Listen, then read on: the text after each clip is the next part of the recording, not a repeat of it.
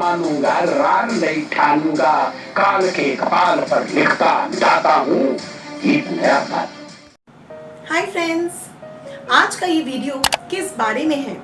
ये तो आपने टाइटल में ज़रूर देखा होगा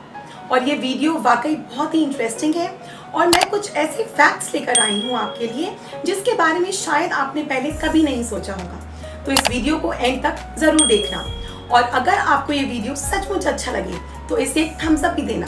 और अगर आप मेरे चैनल पर नए हो तो इसे सब्सक्राइब करके बेल आइकन भी प्रेस करना जिससे आपको मेरे आगे के नोटिफिकेशंस मिलते रहेंगे। तो चलिए आगे बढ़ते हैं। शायद यही सोच बीजेपी के संस्थापकों की भी रही होगी जब 1980 में उन्होंने भाजपा का गठन किया था और 1984 के हुए लोकसभा चुनाव में मात्र 2 सीट ही जीत पाए थे। अब जब 2019 में भाजपा 303 सीटें जीतकर केंद्र में शासन में है और उसे विश्व की सबसे बड़ी पार्टी होने का दर्जा भी प्राप्त है, तो हम ये महसूस करते हैं कि भले ही आज भाजपा ने राजनीतिक ऊंचाइयां छू ली हैं, लेकिन कहीं ना कहीं उसके नैतिक मूल्यों में गिरावट अवश्य आई है। अटल जी और आडवाणी जी के समय पार्टी विद अ डिफरेंस कही जाने वाली भाजपा वाकई आज एक इनडिफरेंट पार्टी ही साबित हो रही है। जब 1999 में अटल जी की सरकार मात्र 1 वोट से गिर गई थी, उस समय भी भाजपा द्वारा सरकार को बचाने के लिए किसी भी प्रकार का अनैतिक प्रयास नहीं किया गया था और आज हम सभी देख रहे हैं कि किस तरह गैर भाजपा शासित राज्यों में सरकारों को गिराने के लिए हर तरह का अनैतिक प्रयास किया जा रहा है। हमारे गृह मंत्री अमित शाह, जिन्हें उनके समर्थक आधुनिक युग का चाणक्य भी कहते हैं, उन्हें इस बात का स्मरण कराने की आवश्यकता है कि जब महान योद्धा अलेक्जेंडर ने 326 बीसी में भारत पर आक्रमण किया था, तब तक्षशिला विश्वविद्यालय के अर्थशास्त्र के महान आचार्य चाणक्य ने सभी राज्यों को उसके विरुद्ध एकजुट करने का साहसिक प्रयास किया था और ये इसी प्रयास का परिणाम था कि भारत को चंद्रगुप्त मौर्य के रूप में एक चक्रवर्ती और यशस्वी सम्राट मिला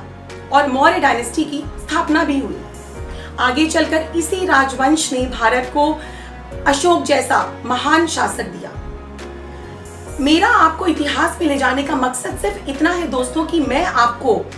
आचार्य गुरु चाणक्य और तथाकथित आधुनिक युग के चाणक्य अमित शाह के बीच का फर्क सामने ला पाऊं। जहां एक तरफ चाणक्य ने निस्वार्थ भाव से सभी राज्यों को विदेशी आक्रांताओं के विरुद्ध एकजुट करने का संकल्प लिया था,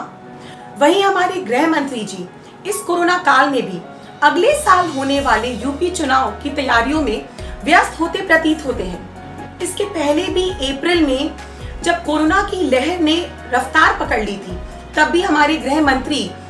का सारा ध्यान बंगाल चुनाव पर केंद्रित था और 2 मई के परिणाम के बाद तो जैसे वो मिस्टर इंडिया की तरह गायब से हो गए। लेकिन मुझे पूरा यकीन है कि यूपी चुनाव के ठीक पहले वो हमें फिर से नजर आने लगेंगे।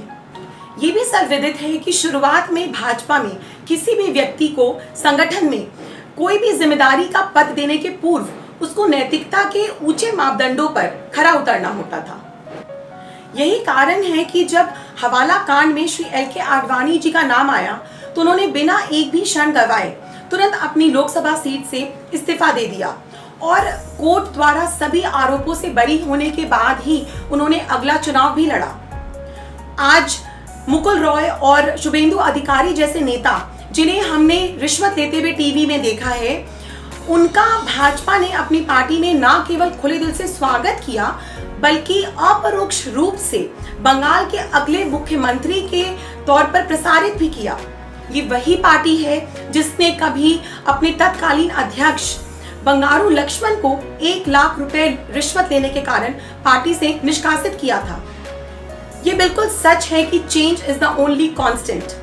और अब पुल के नीचे से बहुत पानी बह चुका है। समाज में एथिक्स और मॉरल वैल्यूज में गिरावट आई है,